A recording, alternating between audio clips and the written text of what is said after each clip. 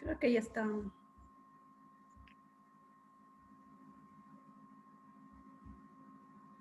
Creo que ya está la mayoría, ¿no? Entonces continuamos. Sí,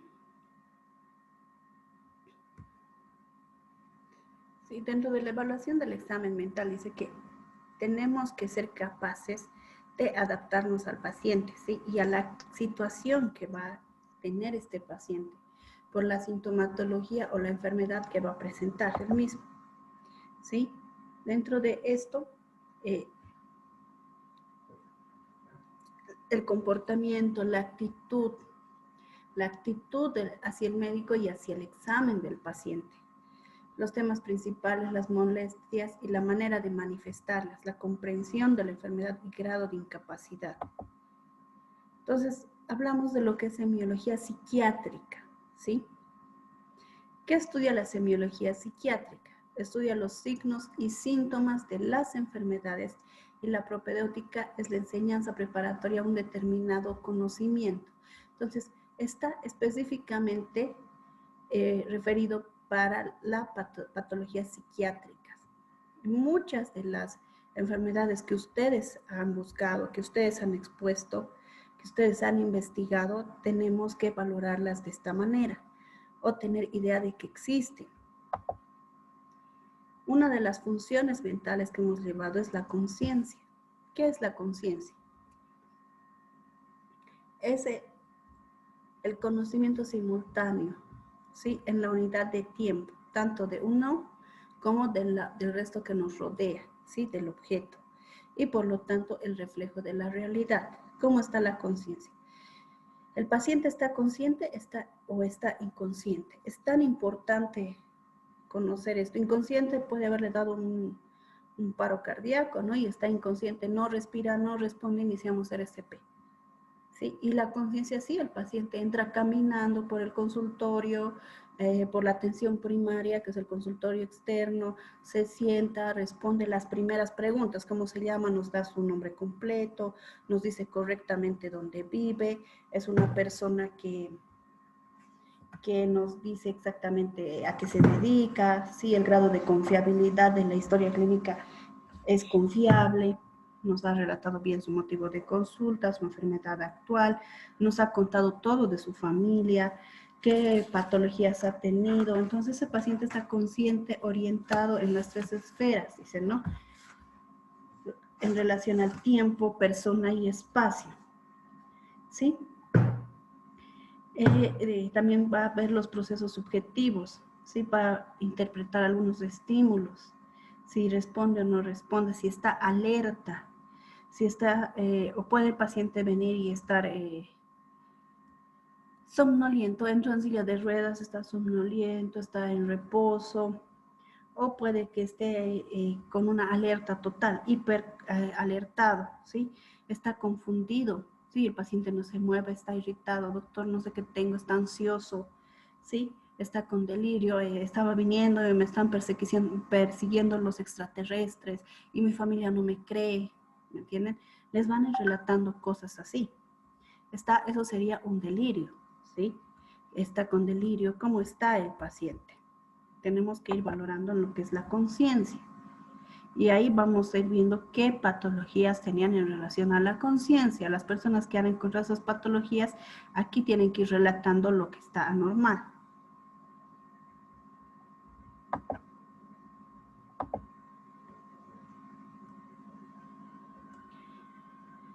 Entonces puede que la conciencia esté estrechada, que hay una reducción de la misma, ¿sí? De los contenidos actuales y pasados. Puede que él haya retrocedido y esté hablando de cuando trabajaba en otro hospital, por ejemplo, en otra situación y no en el actual, ¿sí? que no hay, sí, ahora que es de noche y estamos en la mañana, ahora en la noche, he tenido algunas alucinaciones o estoy viendo mal.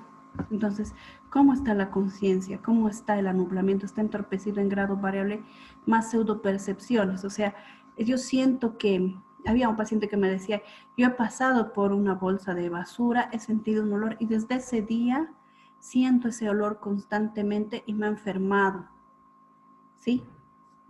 Y desde ese día nadie me quiere, mi chica me ha terminado, o sea, nos empiezan a contar esas cosas, ¿no? Cosas que no son coherentes, pero que tenemos que ir anotando, ¿sí? Cosas que ellos creen que perciben, pero que no son. O que han pasado, pero desde su punto de vista, él es consciente de eso de esa manera. Entonces no hay una conciencia completa.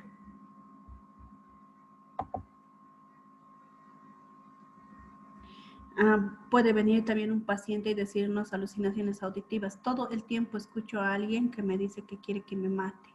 Estoy en la cocina y me dice que agarre el cuchillo. Estoy viendo la tele y me dice que rompa la tele, cosas así. Escuchan cosas, escuchan voces, o todo el tiempo alguien me está insultando al oído. Antes de que un síntoma es un delirio, ¿sí? Más que un síntoma, dice, es un síndrome. Esto es cierto, consiste en un intenso anublamiento, no está consciente para nada. Sí hay una desorientación, tiene un pensamiento incoherente, ilusiones, alucinaciones, intranquilidad motora, labilidad emocional. Entonces este paciente no nos va a llegar por la consulta normal, nos va a llegar por el servicio de emergencias o va a haber una llamada de la familia y nos van a decir, lo estoy llevando, es que está viendo cosas, está con fiebre, incluso el paciente está sudoroso, está totalmente exhausto, no deja de llorar, por ejemplo, también puede estar llorando, ¿no? Confusión mental acompañan los procesos de delirio y alucinosis orgánica, ¿sí? Que se ha desvestido totalmente porque dice que ha visto a la Virgen y ha dicho que todos tenemos que estar desvestidos y que tenemos que empezar a adorarla. Cosas así que llegan de esta manera a algunos pacientes. Llegan, más que todo será la emergencia del psiquiátrico, ¿no? Luego acá tenemos el lenguaje. ¿Qué es el lenguaje? Es la expresión de ideas o pensamientos a través de palabras, sonidos articulados o inarticulados. Sí, hemos visto el lenguaje oral, el lenguaje escrito, la mímica, que permite la relación y entendimiento entre las personas. Entonces tenemos que valorar eso. Esa persona es muy habladora, habla mucho, verborrea, no se está exagerando, habla y habla y habla y habla y no deja en paz a su familia, algo está pasando o no habla nada, ¿sí? Se cerró y se cerró. Mi hija no quiere hablar, mi hija no come, hace todo, pero no me habla para nada. Musitación, hablar en voz baja como si hablara consigo misma, anda murmurando el paciente. ¿Sí? Soliloquio, el paciente habla en voz alta acompañándose de ademanes y gestos. No sé si han visto en la calle, también hay señores, ¿no? En la plaza, que empiezan a hablar de esta manera. Ensalada de palabras, emisión de palabras sin conexión alguna. Ecolalia, repetición no intencionada por parte del paciente de la palabra o frase que está dirigiendo. ¿Sí? Entonces, muchas de las cosas de acá ustedes ya expusieron también. Y podemos ir viendo que puede tener, y eso está en relación a otra función mental que es el lenguaje. Y tenemos que saber identificarla, verla y anotarla en la historia clínica. Tenemos la acropolalia, la verbilocuencia, la oligofasia, la verbigeración.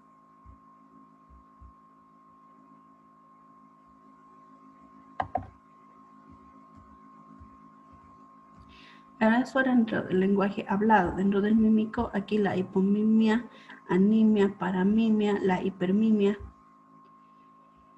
¿Sí?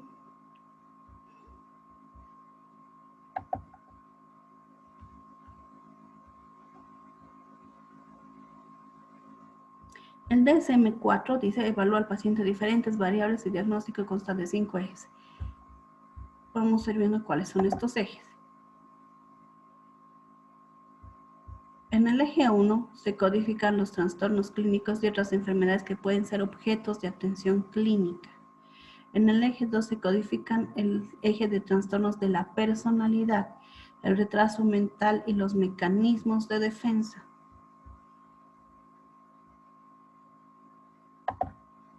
En el eje 3 se incluyen las enfermedades médicas y los problemas físicos cuando van acompañados de un trastorno mental. En el 4 los ambientales y los psicosociales. Y en el eje 5 la opinión del clínico respecto al nivel del funcionamiento y actividad del paciente.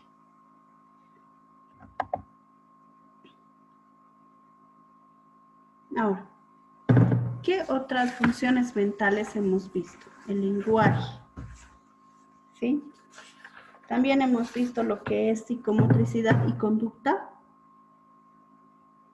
Sí, si hay una alteración de la psicomotricidad, una agitación, un retardo, un estupor, un tic que tenga el paciente, una estereotipia, movimientos no adaptativos, está moviendo constantemente el pie, manerismos, obediencia automática, ecopraxia, todo eso tengo que anotar también en la historia clínica. La forma del pensamiento, ¿cómo es la forma del pensamiento? ¿Cómo está relacionado? También tengo que ver, antes de clasificar este DSM-4, cómo se estructura el pensamiento. La estructura, si es de inicio, si es curso, si es meta, si está en relación con la realidad o con el grupo social, si es lógico, si es mágico, si es creativo, si es autista, si es concreto. El contenido del pensamiento que va a tener. Ese paciente nos va a decir las preocupaciones, las ideas obsesivas, las fobias que puede tener, la sobrevalorización de algunas cosas, los delirios, la parte grandiosa que cree que es, la persecución, místicos. Entonces tenemos que ir viendo en la parte del pensamiento también, anotar todo eso, ¿sí?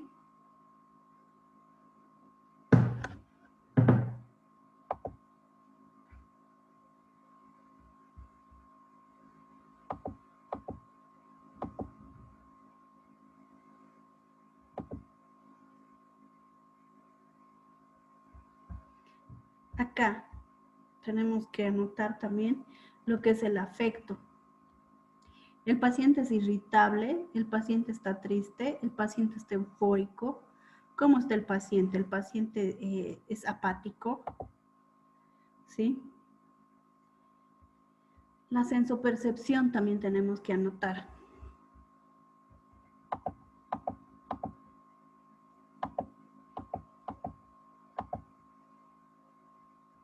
Acá, la sensopercepción, la atención, la orientación, ¿sí?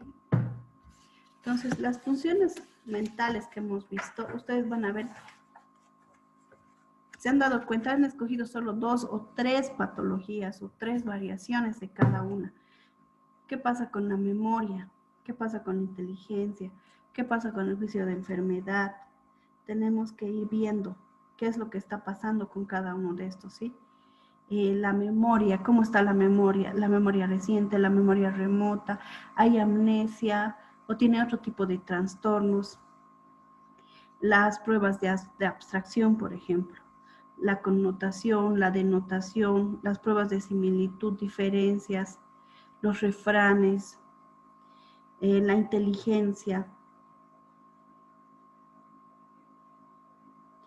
Y tenemos que valorar también, antes de pasar a esto del diagnóstico del multiaxial del DSM-4, el juicio de la enfermedad. Reconoce que tiene problemas el paciente, pide ayuda, asume un rol de enfermo, dice estar sano, no sabe por qué está hospitalizado, qué es lo que está pasando.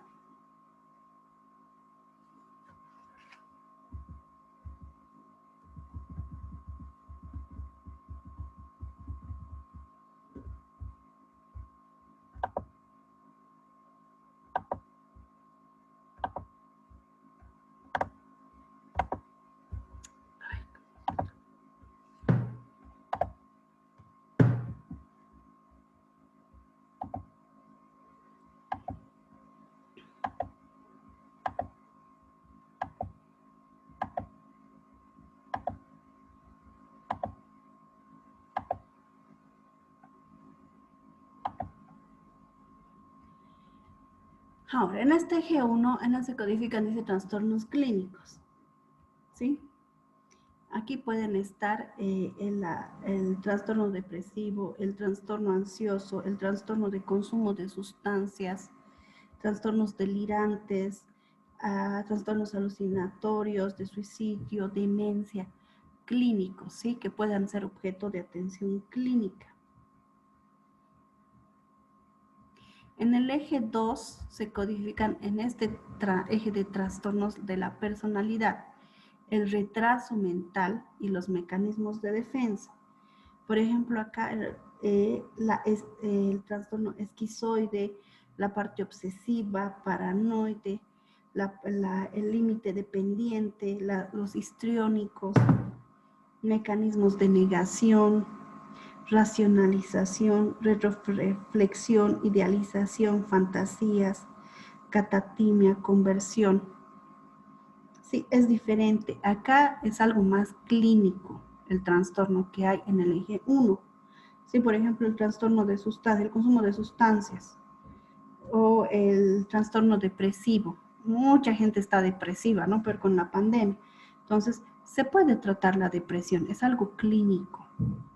Nada más que podemos tratar, incluso un suicidio. ¿Por qué ha tratado de suicidarse? Está depresivo totalmente, o la demencia también se puede tratar. Pero acá es diferente porque son trastornos ya de la personalidad, el retraso mental, ¿sí?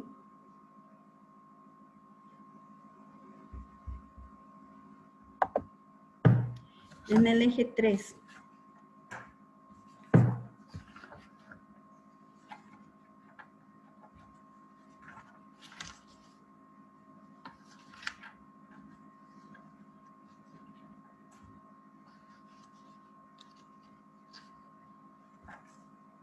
Aquí es clínico como el 1, pero con el 2 mezclado.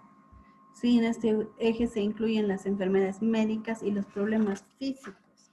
Además, en el eje 4 se codifican en este eje los problemas ambientales y psicosociales que contribuyen con un trastorno. ¿A qué se les puede ocurrir? ¿Qué tipo de enfermedad psicosocial que contribuye con un trastorno? Por ejemplo, en la trata y tráfico de personas que hay, ¿sí? Son sociales. Esas niñas que están raptadas, esas niñas o esa gente que está siendo llevada, que está siendo privada de su libertad, psicosociales, aparte de tener depresión, aparte de llegar a tener algún tipo de trastornos, hay un factor ambiental, hay un factor psicosocial en nuestra misma sociedad donde permiten. No sabemos realmente quién está detrás de todo esto, ¿no? Y dejan que pase esto en la guerra, por ejemplo, cuando hay guerra, en bombardeos. ¿Cómo está esa gente? O sea, aparte de tener depresiones, aparte de tener delirios, antecedentes de trauma, o nuestros soldados también que van a ese tipo de cosas, ¿no? Entonces contribuyen a un trastorno ambiental, psicosocial. En este eje, en el eje 5, se incluye la opinión del clínico respecto a nivel del funcionamiento y actividad del paciente. Algo más está pasando. Sí, puede que haya habido un tumor, puede que haya existido un ACV que ha producido daño en la parte cerebral, qué sé yo, alguna arteria media, posterior, anterior, cualquiera que haya sufrido un daño o posterior a un TEC, que ha llevado a que este paciente vaya a tener algunas de esas patologías y el funcionamiento esté alterado. No pueda hablar, no pueda entender, no pueda escribir en el lenguaje, en la memoria. ¿Se entiende hasta acá?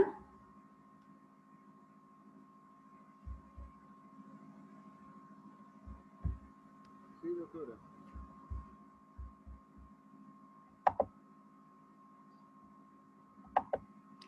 Entonces, ¿qué trastornos mentales y los criterios para poder establecer los diagnósticos?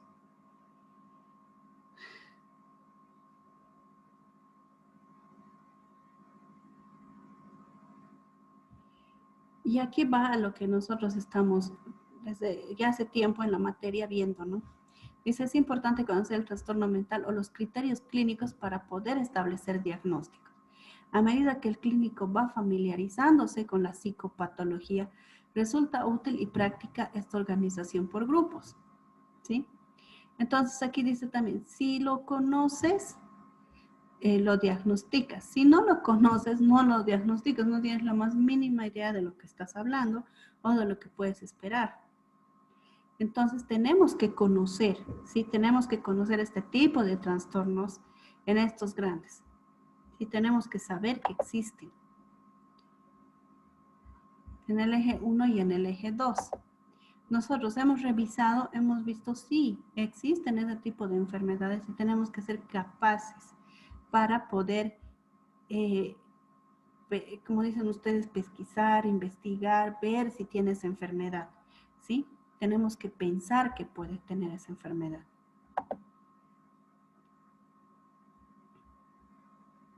En este eje se registran los problemas psicosociales y ambientales que puedan afectar.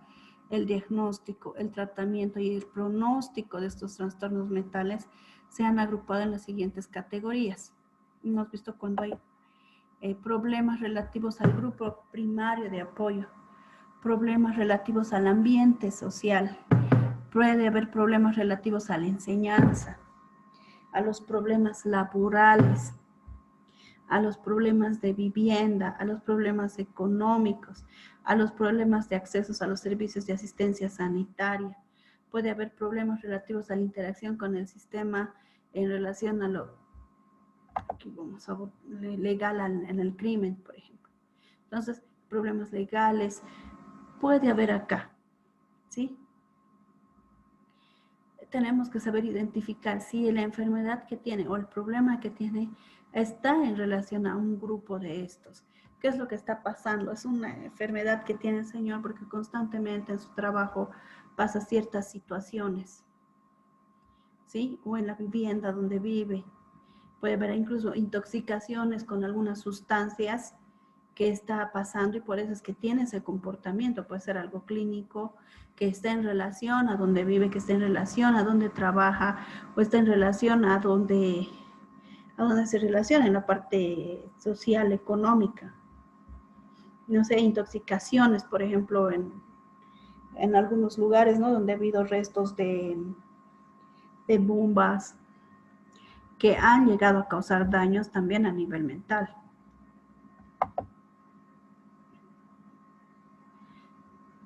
En este eje se incluyen las observaciones del clínico con relación a nivel general de la persona, ¿sí? Esto ya es de la persona. Puede hacerse mediante una escala de evaluación global que permite evaluar el grado de afectación y asimismo permite la evolución del paciente mediante una medida simple que va del 1 al 100 y representa el grado de funcionamiento más bajo, es 1 y 100 el más alto. Pero esto va en relación a la persona. Específicamente esta persona está presentando por qué esta situación. Entonces, ¿hasta acá se entiende?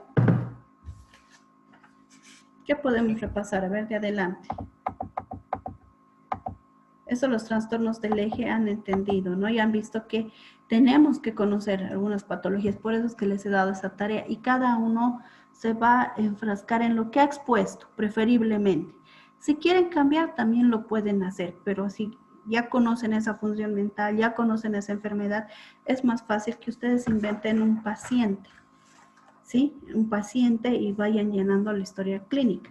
Yo les voy a pasar el modelo de la historia clínica, la voy a escanear porque solamente la tengo en físico, la voy a escanear y se las voy a subir. Ustedes lo imprimen y van a ir llenando de a poco qué es lo que pasa con su paciente. Se inventan un paciente completo, ¿no? Con su nombre, su apellido, su procedencia, fuente de la historia, cuál es su motivo de consulta, su enfermedad actual, qué antecedentes personales tiene, sí, qué antecedentes patológicos personales tiene, qué antecedentes patológicos familiares tiene este paciente. ¿Sí? Antecedentes ginecobstétricos, si es mujer, antecedentes de enseñanza, aprendizaje, de la vida escolar, por ejemplo, ¿qué es lo que ha pasado? Es un niño que va al colegio, pero que no lee, ya tiene 7 años y no puede leer. No está pudiendo leer. Y ya le hicieron pruebas oftalmológicas, está todo bien, no es que no ve bien, cómo se relaciona con sus compañeros, con los docentes, no habla, no dice nada, se va a una esquina.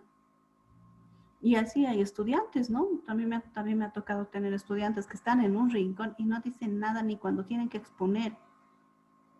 Me ha tocado estudiantes. Enseñanza en la vida laboral, por ejemplo, qué es lo que, en qué trabaja, las circunstancias, la eficiencia, el desempeño, los cambios laborales. ¿Se adapta a un trabajo? ¿Puede responder esta persona a ese trabajo? ¿O es que constantemente pierde el trabajo y va buscando otras situaciones? ¿Cómo es el desempeño de esa persona? En la vida sexual también, ¿cómo está en la vida sexual, en la vida matrimonial? ¿Tiene problemas? Y si ha tenido abortos, porque nos dicen, no, sí, tengo 3 abortos. ¿Y cómo está esa mujer? ¿Cuál es la consecuencia emocional que tiene? ¿Sí? ¿Cuál es la dinámica familiar, la relación de los progenitores, hermanos, cónyuge, hijos? ¿Cómo se lleva con ellos?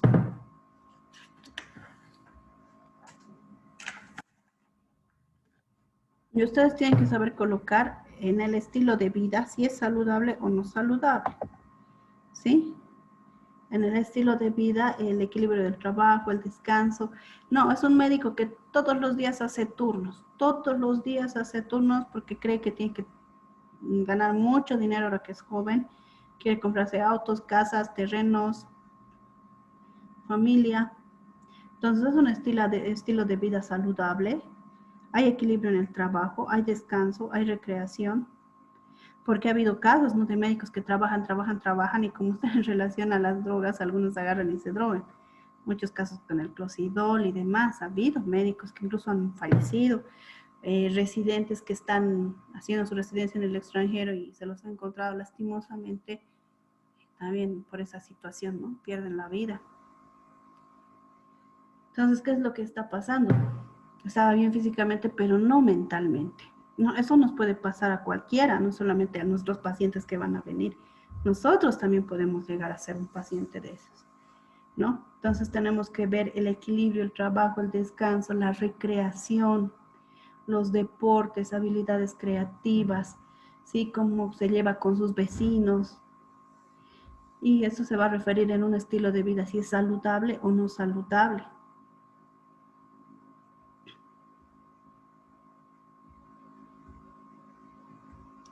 Entonces también tenemos que ir viendo la personalidad. ¿Se acuerdan que hemos visto los histriónicos, los paranoides, los obsesivos, los dependientes, límites? Entonces aquí tenemos que ir viendo cómo es su personalidad previa. ¿Qué características tiene esta persona? ¿Es una persona, tiene rasgos histriónicos? ¿Todo el tiempo llama la atención? ¿Todo el tiempo tiene que ser el centro de atención? ¿Es paranoide? ¿Es obsesivo? ¿O es dependiente?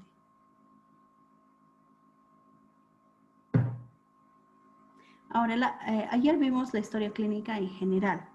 ¿Y ahí qué vimos? ¿Se acuerdan que decía tenemos que valorar también el examen físico? ¿Sí? En el examen físico es también imprescindible. Necesitamos hacer esta valoración del examen físico para esa parte de lo que es el diagnóstico multiaxial 3, ¿sí? En relación a lo que se vaya a ver en relación al paciente. Entonces, tenemos que revisar. ¿Y cómo vamos a revisar en relación al paciente esto? Era por sistemas, ¿se acuerdan? El examen físico por sistemas, cardiopulmonar, gastrointestinal. Esto quizás lo vamos a revisar más la próxima clase. Ya se nos va a acabar el tiempo también ahora. Pero hasta acá, con esta introducción, ¿se entiende lo que estamos viendo en la parte de salud mental de la historia clínica?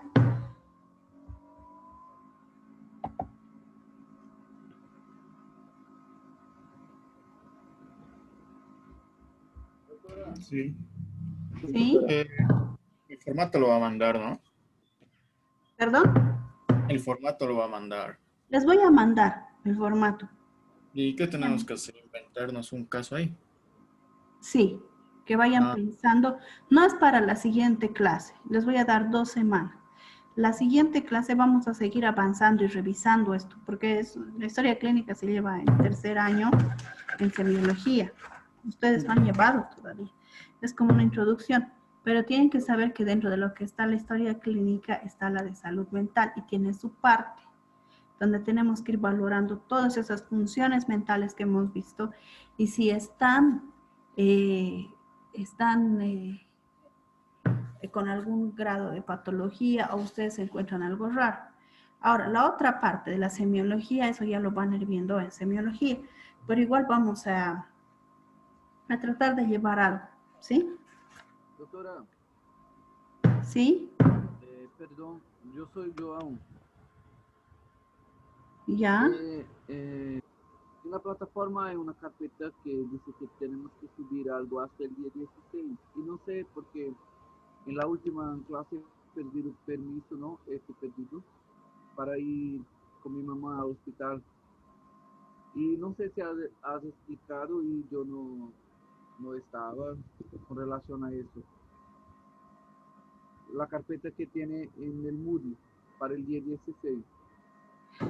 Suban todo lo que tengan que subir, suben, no hay problema, a no ser que se haya pasado la fecha, suban.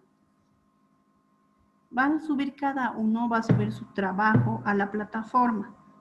Yo voy a calificar lo que están exponiendo. Para este examen final, igual va a ser 70% el examen final, que va a ser de todo lo que hemos avanzado, porque por eso es final. Y luego es el examen, el 30% va a ser de este trabajo que han terminado de exponer hoy día, ¿sí? 10 puntos. Va a haber otras calificaciones y ahí sí voy a calificar cómo han expuesto sus diapositivas y todo eso. Luego, que Pero, suban a la plataforma, tienen que subir a la plataforma ese trabajo, pero el trabajo grupal entero, no doctora, solo su parte.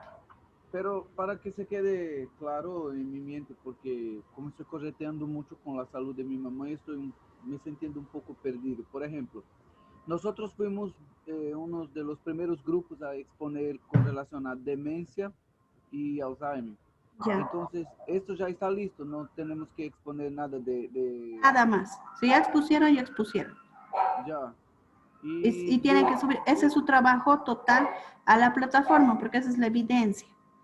Creo que El que eso expuso y ya no subí. sube se queda sin una nota. Y de tabaco y alcoholismo, tenemos que hacer Todo para eso exponer. tienen que subir. Cada uno, cada persona va a subir lo de tabaco, lo de alcoholismo, las 3 enfermedades. Pero para exponer no, de No, tabaco y alcoholismo. Ya, no, ya no, ya hemos avanzado. ya, Nos falta terminar de ver, tenemos 2 semanas más, es hasta el 28, 4 clases más.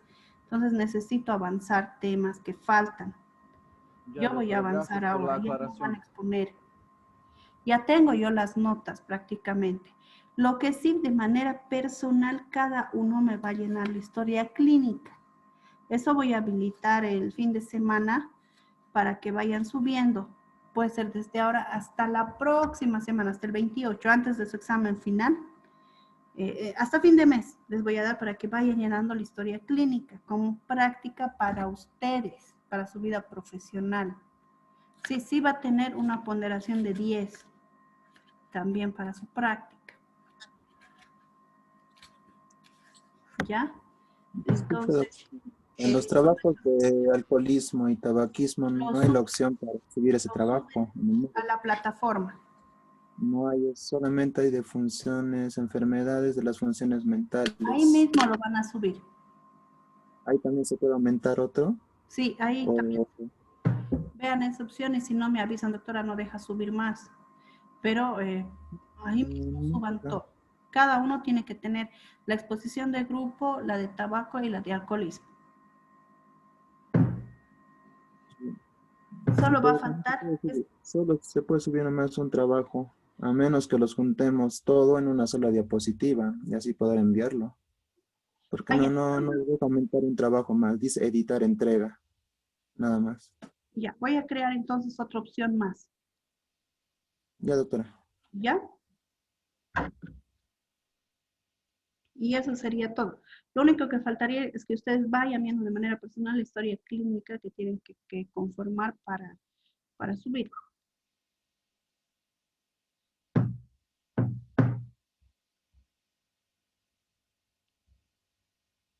Yo sé que hay dudas todavía, obviamente, porque es algo que se lleva en una materia y se va aplicando año tras año y a veces incluso saliendo médicos no se llena correctamente una historia clínica, ¿sí? La historia clínica inicial, porque después el expediente clínico es otra cosa, ¿sí? El expediente clínico es mucho más completo y se va llenando todo constantemente, ¿no? Con laboratorios y demás cosas. Pero la historia clínica de internación o de consulta externa en la parte de salud mental también tiene su parte, sí tiene sus características, como hemos ido viendo. Eso que quiero que se les quede, que no se les vaya, que cualquier paciente que vayan a tener en el futuro vayan pensando que también tiene algo. Sí, a veces los médicos solamente ven, qué sé yo, si son dermatólogos solo ven piel, no ven nada más, se olvidan. Si es cirujano de mano solo ve la mano y la mano izquierda porque no sabe operar la mano derecha. Pero no, esa persona, ese paciente también tiene una mente y puede que esté mal, ¿no? Y tenemos que saber referir al especialista. Es lo que hemos avanzado al principio, ¿se acuerdan? Tengo que saber dirigir, porque si no, mi paciente sigue enfermo. No se cumplen los conceptos de salud, de enfermedad, el completo estado de bienestar mental y físico que tiene que tener alguien. Sí, peor si son niños. Entonces tenemos que tener esa capacidad para poder sacar adelante a mi paciente.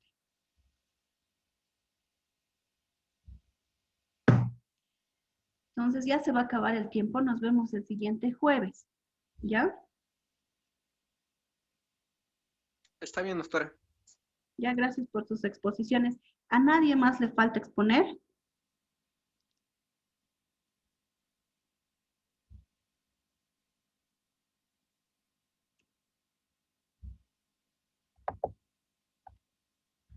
Creo que no. Listo, gracias. Gracias, Chao, chao, chao. doctora. Chao, doctora.